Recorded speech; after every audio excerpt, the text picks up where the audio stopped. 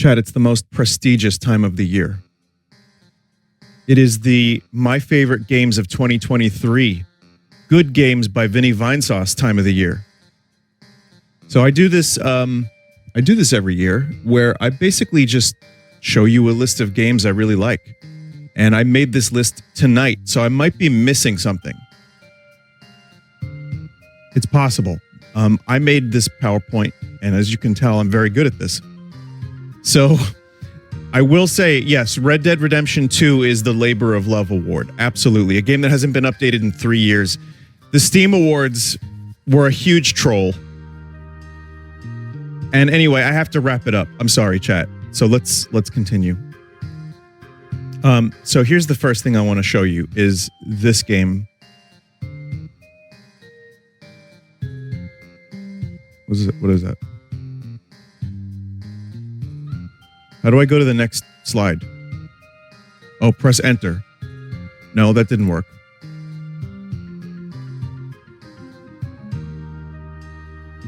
That didn't work either. All right, I'm just gonna press the arrow. Yeah, I'm just gonna press the arrow keys. Wow, that didn't work either. What the hell's going on here, chat? I'm an expert at this. All right, good. So here's what we're going to be doing. Armored Core 6 Fires of Rubicon is my my first game. Now, this series of 10 games could probably be almost in any order. I know that's a little bit of a cop-out, but hear me out.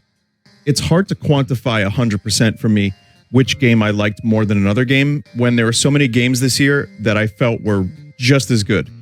This year had too many good games, which makes this a little bit harder to go through and actually quantify how much I like a game. So I'm going to say a little bit about each game. I will say that the games starting here, I liked a little less than the games later in the list, but honestly, almost any of these games in the top 10 could be probably my favorite. So Armored Core 6 was my first Armored Core. It's a FromSoft game. It ended up really winning me over. The story, the music was a lot better than I expected by the time I actually looked into it. And I didn't really get too much of the story. That aside, all of that aside, the gameplay was incredible. So much fun to go through bonk mechs and use pile bunks and shoot guns. It was awesome. So I see why some people would say that this is their game of the year. It's really good. Then we got Resident Evil 4 Remake, which did the impossible. It justified its own existence. Unbelievable. This game did a great job. It's not going to replace my playthroughs of Resident Evil 4 Original, because that has a special place in my heart. But as a companion piece to that, it's a good game. Again, shooting's good. The visuals are incredible. I think they did some decent characterization. I like the originals better. But all the side quest stuff was really appropriate. All the little additions to the world were nice. I thought it was a really solid remake that did not need to exist. Super Mario Brothers Wonder. It's a little lower on my list because 2D Mario games I love, but it's still, I played so much 2D Mario. This game was really creative. At the end of the day, it's still a platformer.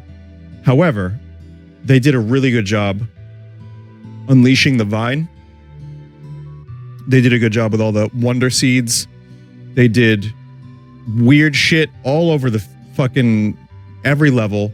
And it ended up being I 100%ed it, and the final level was surprisingly challenging. I expected it to be challenging, but it was fun.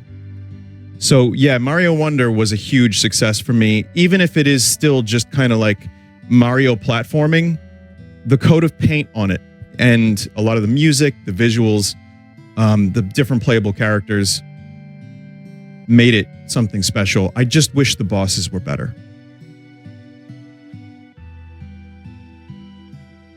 And then you have the complete opposite video game, which is Amnesia the Bunker. I might have liked Mario better than Amnesia, but again, this list isn't definitive. This was one of my favorite horror games I've played in a while. Really good pacing, scary.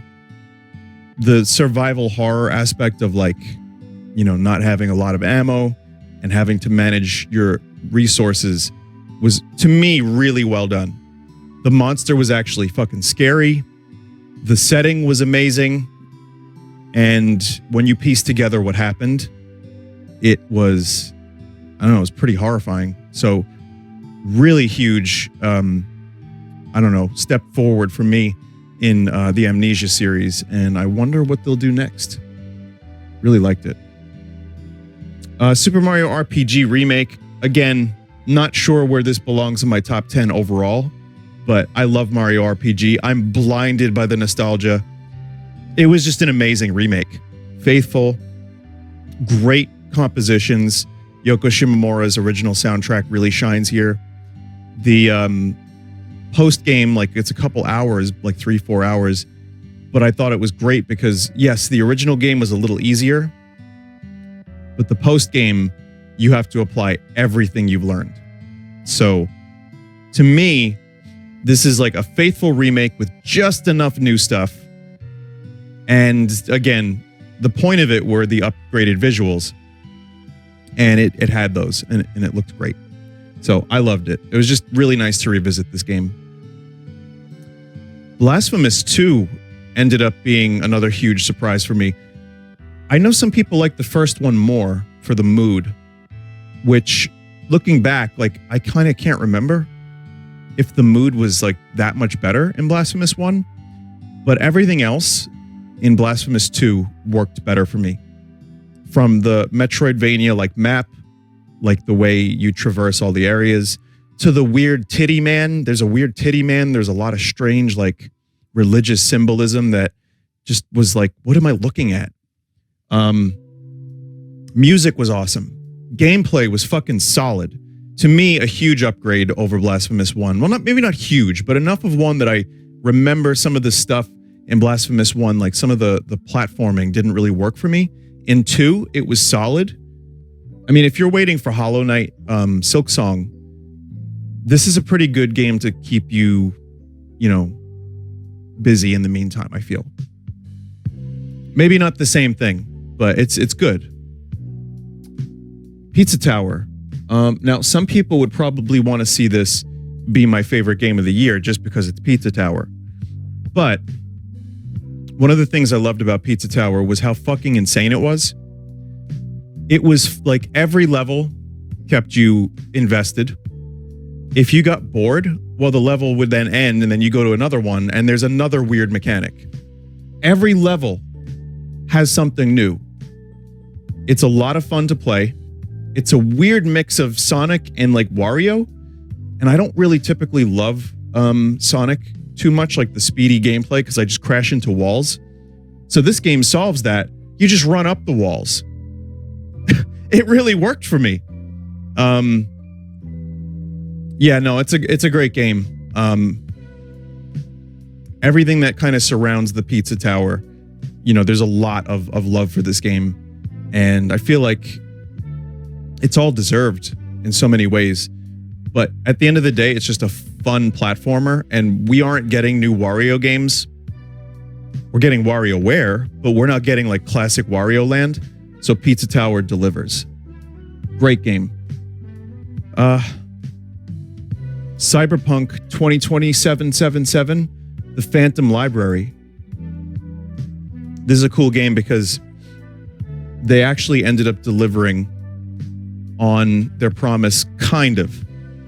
So hear me out. Taken as its own expansion, as its own contained story, the whole environment of Dogtown, like it felt like its own little mini open world game. Sure, the game still has problems, but the writing, the pacing of it, the way they revitalized the gameplay, it made it feel like its own kind of thing compared to the rest of the game, and I like that. The thing that gets me about this, and one of the reasons I know this ended up making an impact on me, is because when this came out, I stopped playing Starfield. And I was like, oh, why am I even playing Starfield? Because this just feels so much better. And I actually care about the characters. And I actually am invested in this world. And there were moments where you would just stop and look and be like, wow. I will not deny the original Cyberpunk 2077 launched in a pitiful state. And some of the promises were not delivered. And there were a lot of things that were still glitchy, not as much as launch. But I had a great time with this, and I was surprised that they managed to turn the ship around, and happy that they did so. So, good game. Again, not sure if I like this more than Pizza Tower, but it's great. Pikmin 4. It was everything I wanted in a Pikmin game, and Pikmin more. It had so many good elements to it. The new Pikmin, the underground areas, the challenges, the worlds were nice looking and cohesive. There's this really nice sense of progression. The Dandori issues. It was just so much fun to play. I loved it. Some like Pikmin 2 better, but there were many others that I think prefer Pikmin 4. I'm one of the Pikmin 4 people. I see where 2 still has that like kind of edge in the series, but I don't know. For me at this point in my life, I think 4 just ticked all the right boxes. I almost had no issues with it, really. Just a lot of fun. And, maybe some missing control issues, but then you kind of get all of that anyway. Like using the right stick to wiggle your Pikmin into a line. I know that was like kind of missing, and then they kind of did it. But yeah, I love Pikmin 4. It was just so much fun to play. Oh, what a surprise. Zelda Tears of the Kingdom. So is this my favorite game of the year? I don't know. I really don't. And the reason I don't know is because it's a retrospect problem. This happened with Breath of the Wild too, where the adventure was amazing and it did something incredible. This was a really good magic trick. It recaptured the feeling of playing Breath of the Wild for the first time, which I never thought I would get again. Now, it had been like almost 7 years. My memory's not amazing. But all the weird little devices that you can construct, the actual dungeons were better. There were a lot more like ways to play the game. And I like that. It still suffers from the same problems Breath of the Wild does, which is maybe the storytelling being nonlinear and kind of like very simple. But when it delivers, it really delivers. Excuse me, in the story department. Music is still sparse. It's the same Hyrule. So yeah, of course there's going to be some stuff. But all the Sky Islands were great. And I played this more than any other game this year. And those were some of my favorite streams of the year. It's my longest stream to date. It's like 8.5 hours almost of one session of day one release of Tears of the Kingdom. So I loved it, but would I play it again? I don't know. That's why I'm not really sure. I mean, games, it's hard to quantify, like I said earlier, like what is better game? And it's just so subjective, and it's like your mind can change. You can view a game differently years from now. Though I will definitively say this was the most fun I had playing a game. It was the most excited I was playing a game this year. And it was also the longest I spent playing a game. So that's got to count for something. I will miss it. Great game. I have a special mention for Metroid Prime Remaster. The reason I have this here is because I already know I love Metroid Prime. And I already know that this game was going to be like somewhere high on my list just because I love it so much. And it's just a remake of that. It's like a remaster, and it looks beautiful. I think it plays better because the tool, the twin, I want to say twin or two analog stick configuration. And for that reason, It just feels like Metroid Prime, but a little bit better. It looks like Metroid Prime, but a lot better. And it came out of nowhere, and it was only $40. So I can't say this is my favorite game of the year, but I already love Metroid Prime so much, it had to go on my list somewhere, and it's not an honorable mention. But because it's so similar, I mean, you know, Mario RPG Remake, you could make the same argument, but that goes from a 16-bit game to modern visuals.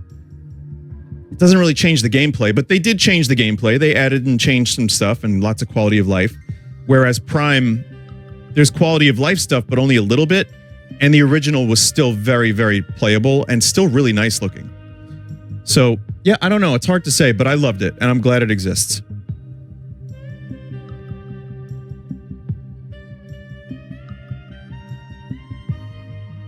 So we got a long list of honorable mentions because this year had some amazing releases. I wanted to shout out the Quake 2 remake for being incredible, and finally, it made me love Quake 2. And I had some issues with Quake 2, and now I appreciate it a whole lot more. It was just a really good Night Dive remake. Again, quality of life stuff, beautiful visuals, like just really staying in line with the original like feel of the models, updating them. Just a really fun game. Love the remake. Halls of Torment is like a Vampire Survivors-esque Diablo game. It is my Diablo game of the year. And I've been playing it again recently, and it's just so good. Just a lot of fun. RoboCop Rogue City, I think I'm almost done with because I'm getting closer to the end of it, and it is any other year I might put this in my top 10 if I manage to finish it, but so far it's just really fun. And as a RoboCop fan, I loved how it continued the story from RoboCop 2, really digs into the story of Murphy, and it ends up being something really great. And again, you pulp. You actually pulp enemies. Simple, fun gameplay. I know it's only like a 9 to 10 hour long game. That's all it needs to be. Perfect. Mussolina should probably not be on my honorable mention list. It should probably be elsewhere. So we're going to go ahead and... I have another category that'll go in. It's great, but I'll talk about it later. Dead Space Remake, any other year, that would have been top 10. Easily. It's almost as good, if not better, than the Resident Evil 4 remake. Loved it. So, yeah, I think it's Dead Space, and they improved a lot of things, and they still kept the spirit of the original, and it is a beautiful game, and hopefully this revitalizes Dead Space as a series. WarioWare Move It is not my favorite game of the WarioWare series, but it was fun. People enjoyed watching me play it. I enjoyed playing it. It's short. Most WarioWare games, the two on the Switch, they're pretty short games. But you know, this one you move around. Sometimes it didn't register the fucking Joy-Con. What else is new? It's fine. It needs some work. It needs some you know, better tech maybe. They need to do a VR WarioWare. But that said, still fun, still good, and a sequel to the other one, you know, the one with the Wiimotes. So for that, it deserves to, you know, be on the list. F-Zero 99 could also have been a top 10 because I played so much of it. And I loved it. And somehow they brought back F-Zero in a way that initially felt disappointing until you played it. And then it was just a lot of fun.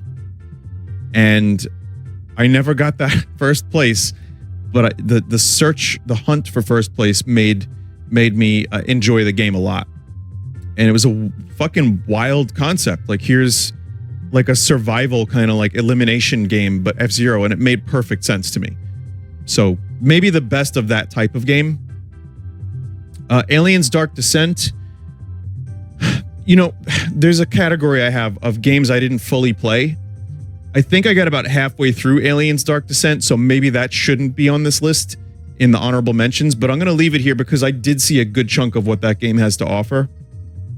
It's one of the best Alien games of that franchise I've played.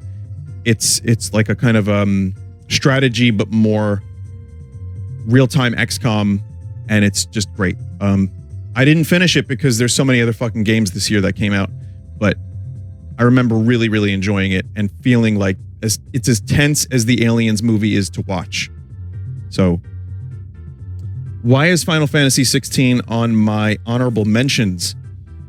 Once again, any other year, it might have made top 10. I had some issues with it. I think the game is pretty great in a lot of ways.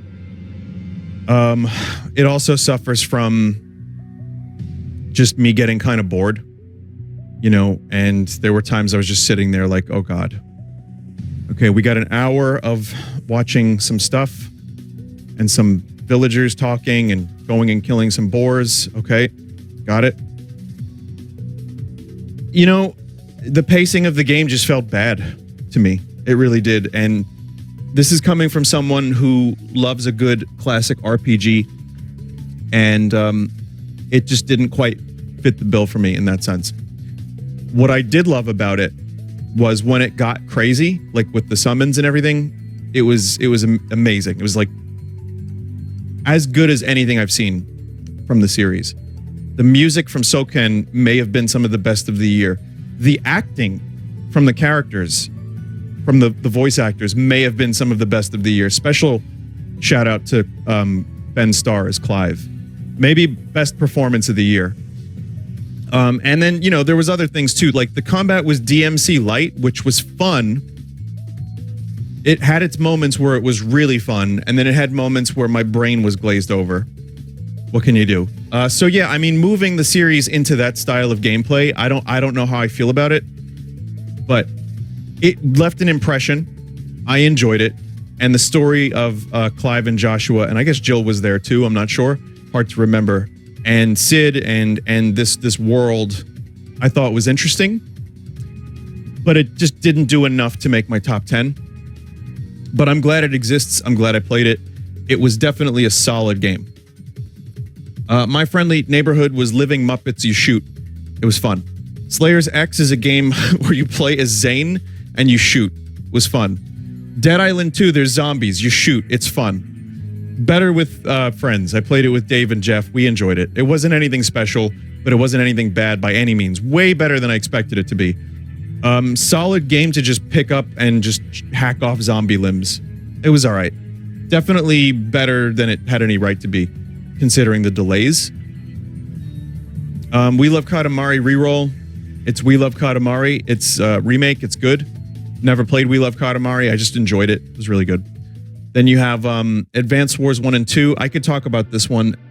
You know, the style is something that pisses people off for that game. It didn't bother me so much. I think there's probably better ways they could have gone about it. This game was delayed. It was not promoted.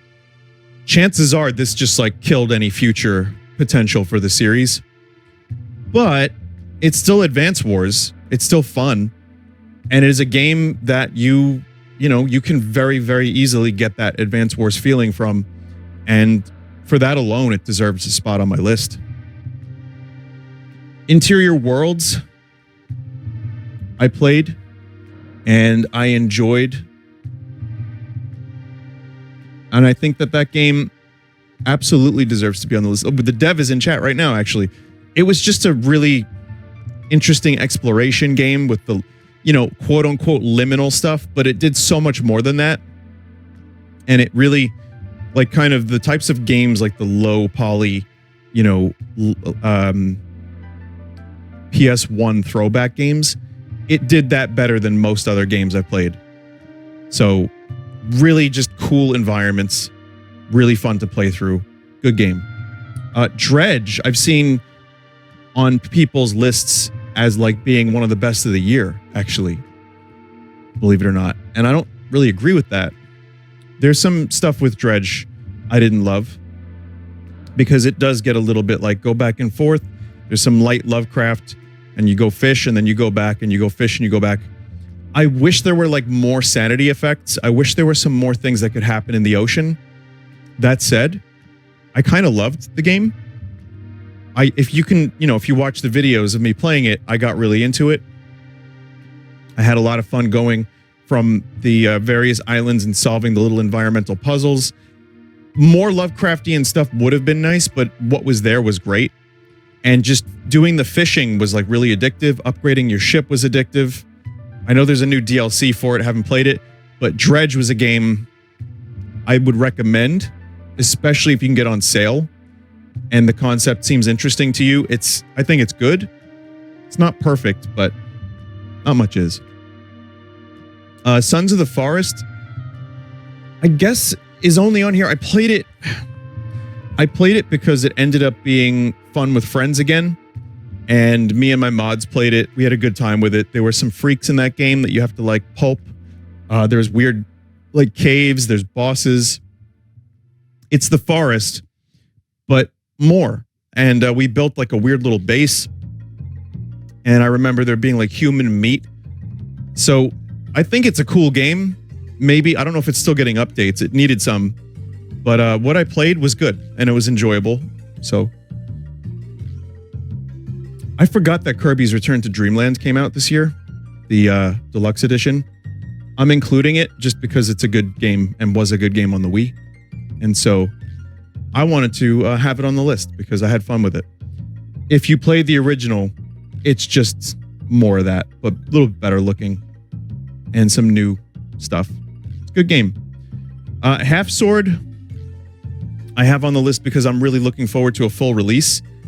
Again, maybe this doesn't deserve a spot in the quote-unquote honorable mentions as opposed to games I haven't spent a lot of time with, but I did spend a couple hours on it, and it was one of the most addictive, weirdly addictive experiences I've had all year. So I'm looking forward to a full release of that. Lethal Company. It's good with friends. It's funny. It makes dying fun. It became a huge fucking thing out of nowhere. And it kind of, in some ways, does what Phasmophobia did, but the barrier for entry is a lot lower. And the game just has all these weird things in it. And you get a bunch of people together, and you scream, and there's a dog that eats you, and you jank through a wall, and you get glitched, and it's just fun. There are times when it's kind of boring for me, but what makes it fun is the interactions with your teammates. And therefore, it is good game. Is that Pac-Man? Turok 3 Remaster I included because Turok 3 is another one of those games that I was looking forward to, and it ended up being just Turok 3. However, it's on the list because Night Dive did an amazing job with it. And it was a thankless job. There's no reason for them to remaster this game. But they did so. It took like a year and a half, I guess. That's what one of their dev team said in my chat.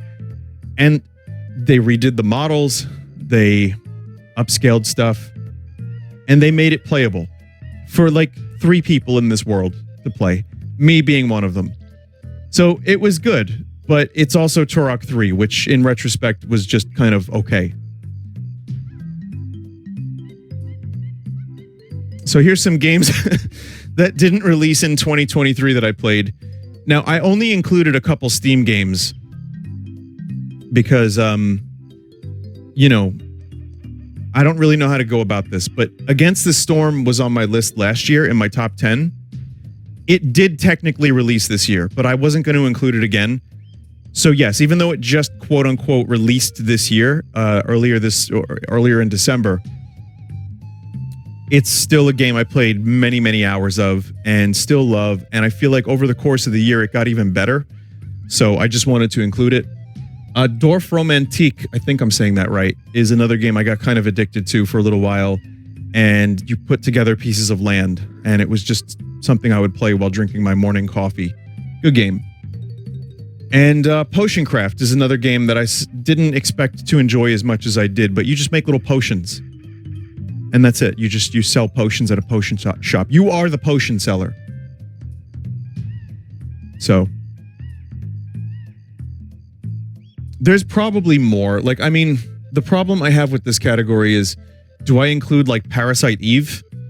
You know what I mean? Like, how far back do I go? I just included some games that came out within the past like 2 years.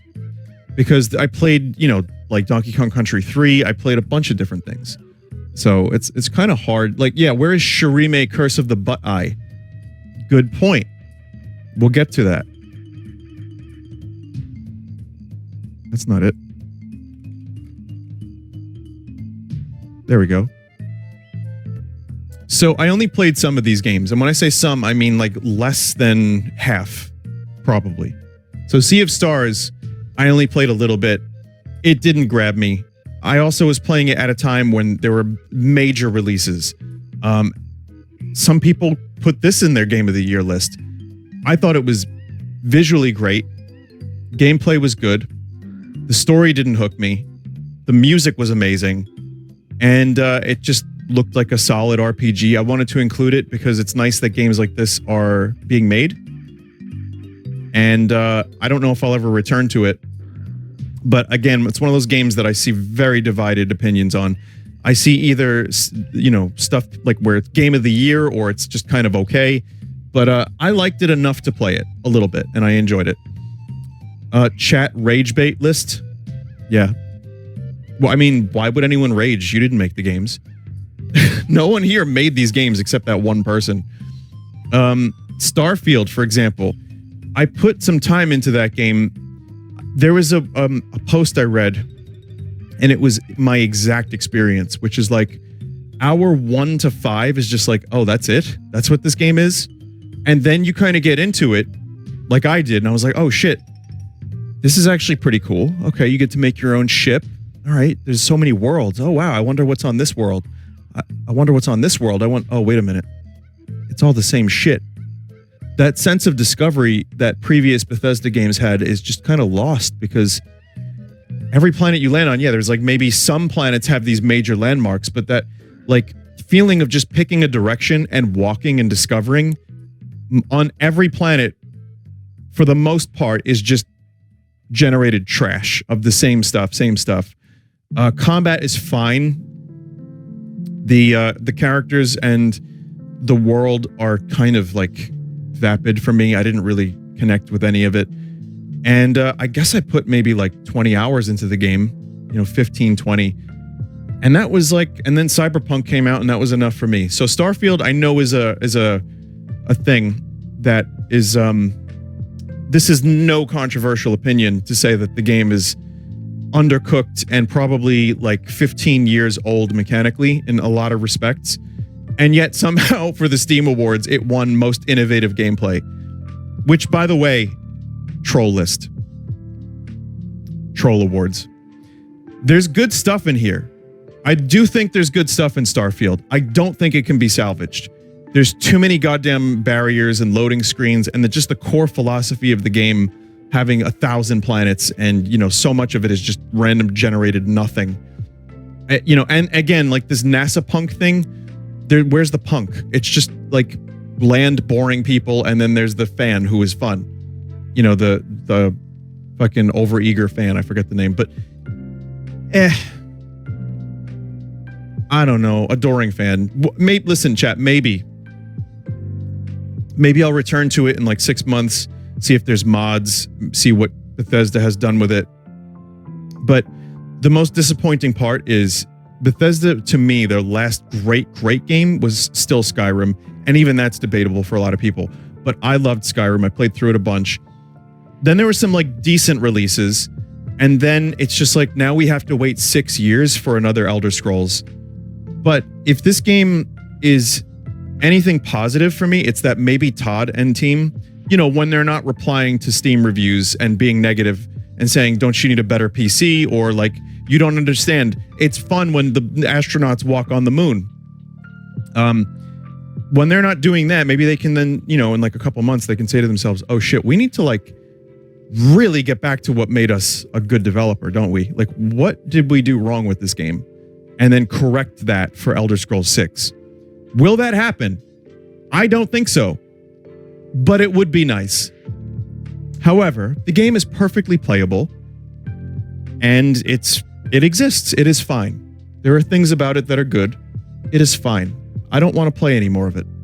Not for a while. Baldur's Gate 3 for many is another game of the year. I only played it one time, like for 4.5, 5 hours. It's not my type of game 100%. I enjoyed what I played. I got into it. I can see why it's addictive. I resisted the urge. The dark urge.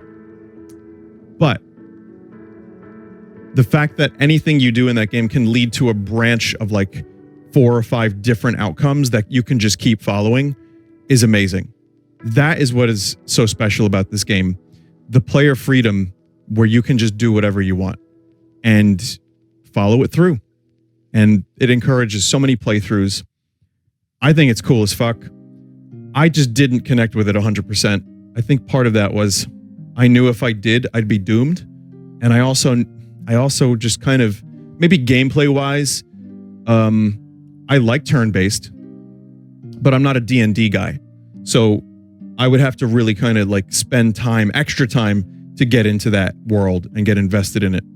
But what I played for those 4.5, 5 hours, you can watch on the channel. Shout outs to Vinesauce Full Sauce channel. You know, this isn't an advertisement. It's my own channel. Why would it be an ad? They're not paying me to advertise. It's me. But check it out if you want. It was good. It was a good game.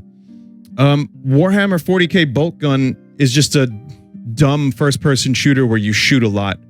Again, not a world I'm overly familiar with, but I like shooting, and that game has good shooting and good graphics. It's fun. Then you have House Flipper 2, which I thought deserved a little bit of a mention.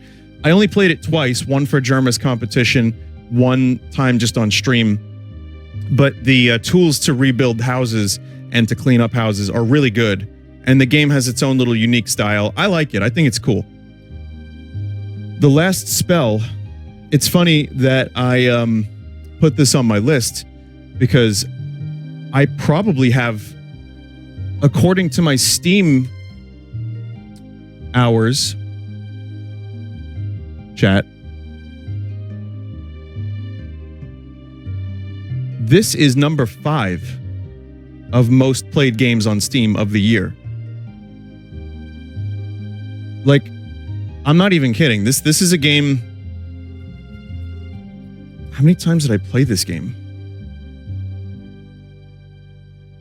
Well, you'll see in a little bit. We'll go over that. But this game is basically like a tactics game. There's like a Final Fantasy Tactics kind of thing. And the problem I had is even on the first fucking level, you have to spend hours to get to the end game scenario for that first area.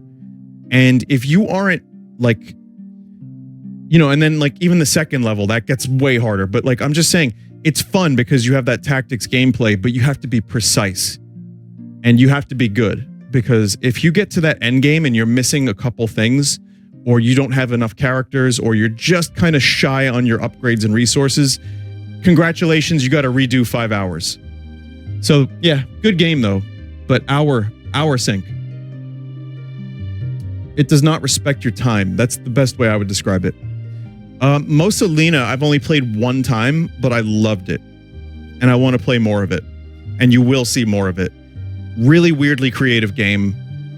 You just get random tools to solve puzzles, and it is truly bizarre and makes you think completely outside the box. And sometimes you use boxes to solve the puzzles. So I loved it. Gonna play more of it. Street Fighter 6, I made a character. I made Clone and Orion. I made a Golem, and it was fun. I got to run around a fake New York City and did a couple matches. I'm not the biggest Street Fighter fan. I'm not the biggest fighting game guy. If I was, this would have been higher on my list. But I played a little bit of it, and I thought it was really cool. SteamWorld Build, I am currently trying to complete one level. It's a very simple city builder, and it's a continuation of the SteamWorld franchise. Solid. Even if a little easy, I think it's a fun little game. We'll play more. Backpack Heroes, another game that is just a roguelite backpack simulation where you collect items. Great fucking Chrono Trigger-esque music. Really fun, innovative gameplay where you get items, you use them in the backpack. They have different abilities when you put them next to each other, and you go through the tower and you kill enemies. You're a pack rat. It's fun. It's good. I recommend it highly. I only played it a little bit, but I loved it. And Hi-Fi Rush, another potential Game of the Year candidate, which is crazy that this is all 1 year. Hi-Fi Rush, I only played one time. You can watch it on the Full Sauce channel. I still get the question, Vinny, why did you only play it once? I don't really have a great answer. Maybe just time constraints because of all the other games. Probably that. But it came out at the beginning of the year, and it's really fun. It's visually beautiful, and it's just a fun game to play. And even though I only played a little bit of it, I wanted to make mention of it because it is good. So, here's my Steam replay, so you can see, you know, you got a couple things there. Against the Storm, and then again, there's Starfield. I didn't play too much Starfield outside of what we had. Let me check something here. I want to see my hours. I didn't play that much Starfield outside of what you've seen on stream.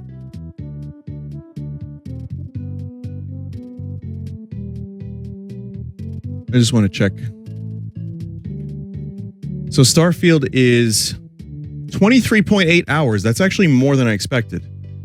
So, yeah. Resident Evil 4 was 21.7. And Last Spell was 16.7. Minimal progress in those 16.7 hours, by the way. Crazy. Nintendo recap. So I played 39 total games, 311 total hours on the Switch. Now, I didn't include Fire Emblem Engage on this list because I don't remember any of it. I'm not kidding, chat. I don't remember it. Every time I thought about Fire Emblem Engage in the past couple months, when I hear the name of it, I'm like, did I play that? I think I did. I remember Toothpaste Chan. I remember a couple characters. There was some good stuff in there. I get it confused with Three Houses is the problem. And I don't even mean to throw shade at Engage because it's more Fire Emblem and it was fun. Even if some of the characters looked like toothpaste. I just get Three Houses and that one confused. But apparently I have way more hours in it than I expected. Didn't finish it though. But yeah, it was cool, I guess. So I wish I could remember more about it.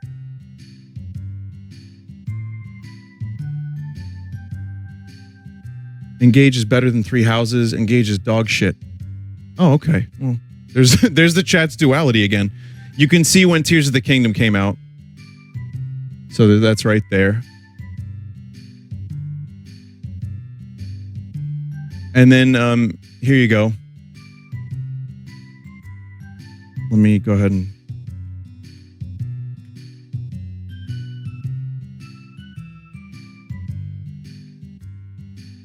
There you go. Yeah. Those are the ones I played. So I'd recommend watching any of these if you haven't seen them, if you want to watch me suffer. You forgot Only Up. I actually really didn't like Only Up. Yeah.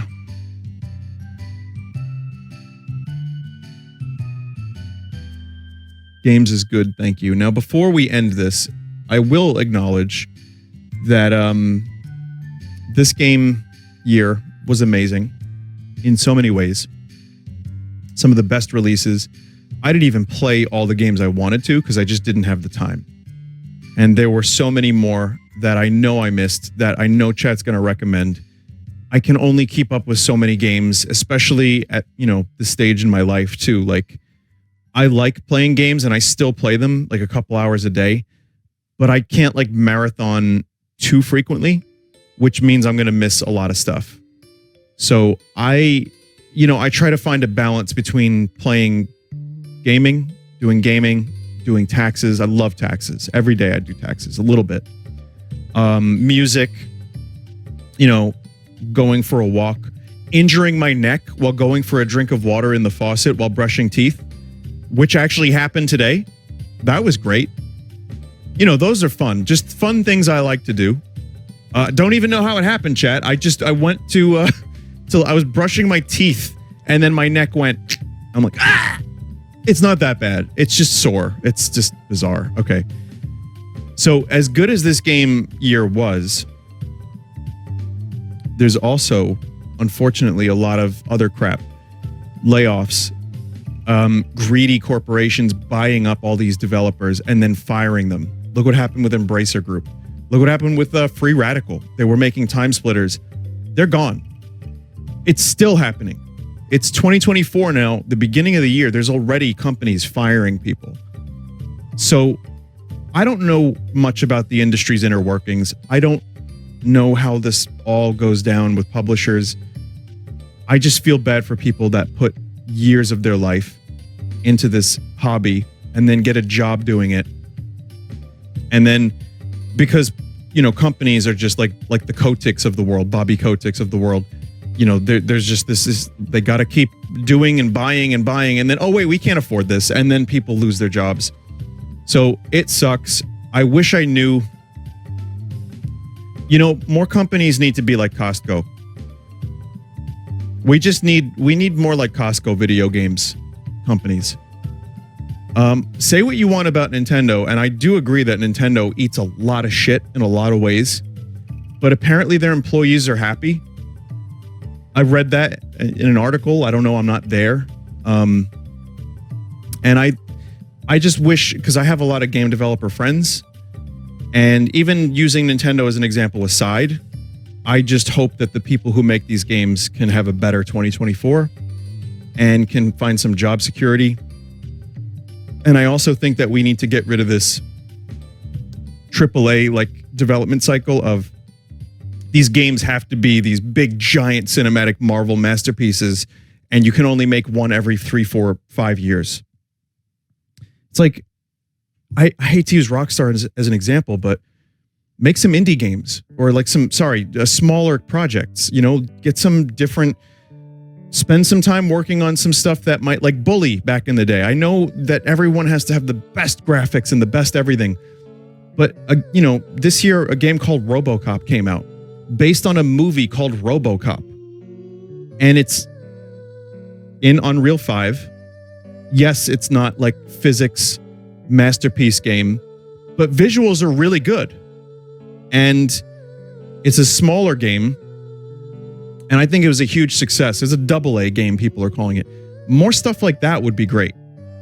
But until then, I like big AAA dumb games. But when you get to the point of, it's got to be this huge success and sell billions or, millions of copies and make billions of dollars, whatever. And then it ends up being kind of a turkey. Well, it's just, I don't know, sucks. So I do hope that, I don't know what the answer is. I'm not very smart, and I don't know the inner workings. I don't know the ins and outs. I don't know much about how money works, to be honest. But I hope that people can find job security and can follow their passion, because so many games this year have made my life better. Games is good. And when life gets shitty, it's nice to pop on a video game, whether it be a Tears of the Kingdom or, I don't know, Slay the Spire or House Flipper, whatever it may be, or even something that you've played since you were a kid, whatever it is that brings you some happiness in this godforsaken fuck of a world, that's a good thing. So the people that make these games, thank you for making them, whether it's Interior Worlds or Resident Evil 4 Remake. These are things that have brought us happiness and joy. Hope you can find a way to afford the bacon that you put on your plate.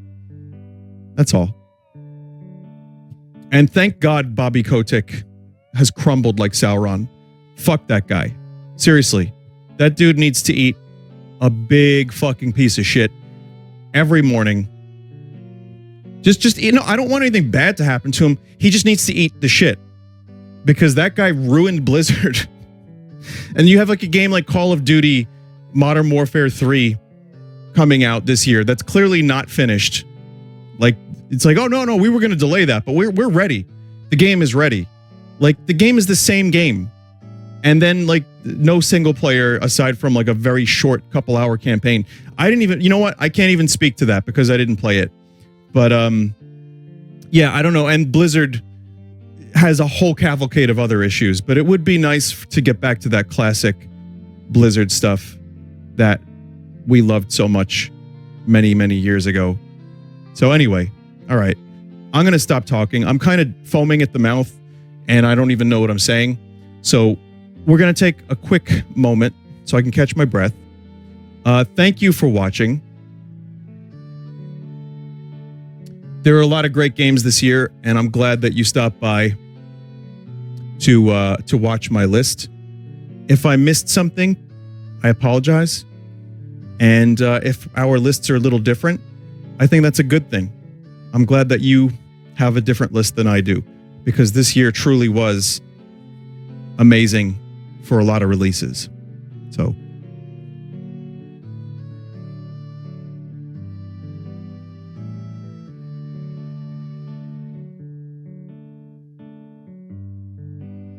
there are only a few things you need for Angel of the Morning Casserole.